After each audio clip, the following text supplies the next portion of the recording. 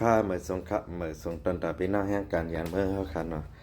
มีความถามข้อหนึ่งเข้ามาในวันนะเล็บไปจับถามอันนั้นก็แค่เหตุการณ์ด้วยในแท้มโหเนาะน้องเขาถามว่าเคยเหตุการณ์ออนไลน์เนี่ยว่าย่านหังแลอ่าโหนาผู้นำออนไลน์ซ้ำเคยมีคนเหตุการณ์จ้อมนำนะเนาะทีมงานนั่นน่ะเนาะผู้เข้าร่วมนาการนำอันนั้นก็เคยมีกิ่งเพเคยมีสาขานำนะว่าเนาะ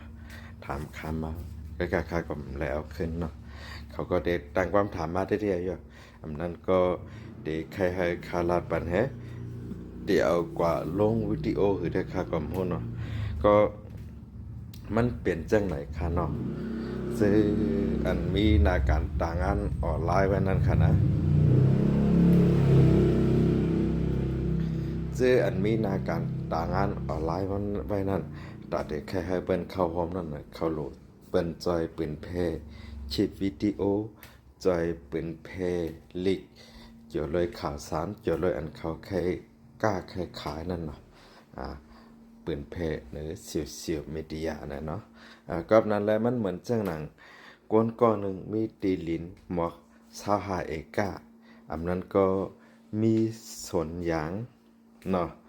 หมอกเหียงหาปากต้นนั่นเนาะแต่มีหมอกนั่นห้ำโหลกวนลุมลาหดนำมันปันเพราะว่าความเจ้าเก่าเจ้าสวนก็เลยลุมลาหดนำเฮ็ดลองมดเสือเพียวตีถึงตีไรเพราะว่าเพียวตีถึงตีไรในหนังคือเม็ดเงินเตมานั่นเขาโหลกวนจอยปืนเพในโซเชียลมีเดียนะเขาก็จะคัดใจวางการตลาดเนาะเพราะวางการตลาดแล้วเนี่ยเพราะว่าเขาก็เอาก้นก็เลยก็หนึ่งอันใกล้ลงข่าวสารอันนั้นก็ใกล้ลงแคปวิดีโออันนั้นก็ใกล้ลงลิกปืนเผาเกี่ยวกับเขาในโซเชียลมีเดียนั่นนะเห็นมาเป็นไล่เขานะนั่นก็เหมือนกันนั่นก็หาก้นใกล้ๆให้มันจังก้นมีตีลิน25 เอกามีสวนยางแห่งหาปากโดนแต่ได้ลุ่มล่าสวนยางเขาลุ่มล่าตีลินเขานั้นเขาก็ได้คัดเจอหาจังนั้นค่ะเนาะเพราะเขาหาอะไรก้นจังนั้นนะสั่งว่าเงินในไหลเข้ามาเขานำนะลูกตีลิน25 เอกาเขาอัปเดตซื้อตื้อนำมาแทงเพราะว่าก้นเขาใกล้เขาอัปเดตผูกส่วนยางเตื้อนำมาแทงมันเหมือนจังนั้นค่ะเนาะก็เป็นนั้นแหละเจอเหตุการณ์ออนไลน์หรือโซเชียลมีเดียเขาได้คัดเจอหาทีมงานคัดเจอหาผู้เข้าร่วม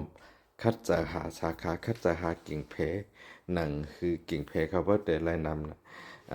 สาขาเขาบ่ได้นำกว่ากำได้เพราะสาขาเขานำนะ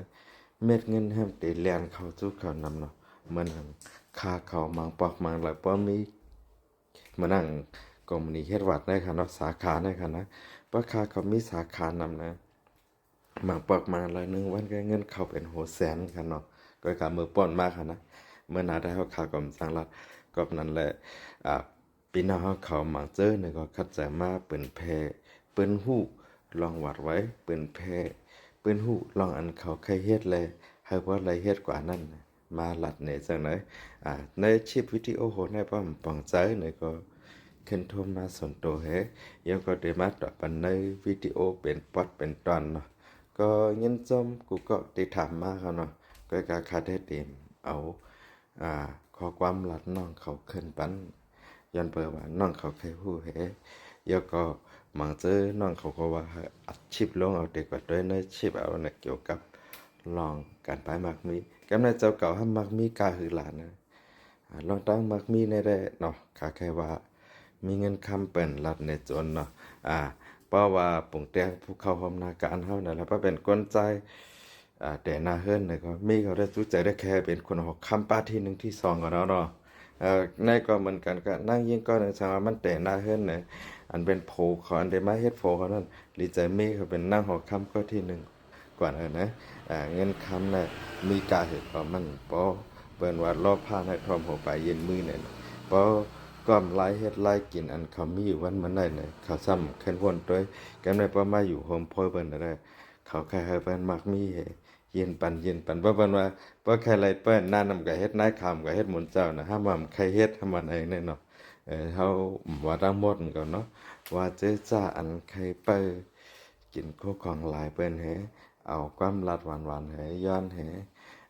ปันเลยเสน่หาจากก็ฉะนั้นก็เฮาว่ามังจื้อก็ทั้งหมดได้คำว่าคันเนาะซื้อ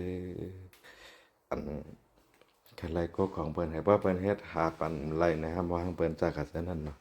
เอาค่ะชิปในก็มาลัดแหนเกี่ยวกับเลยน้องๆเขาถามให้มีคอลัดแลเปิ้นว่าผ่าแม่นเวตามีคอลัดตั้งจามเวนาเลขนาอย่าเสร็จดอกกว่าปันก้อยค่ะเนาะเอาค่ะงั้นจอมค่ะมาส่งค่ะบ๊ายบาย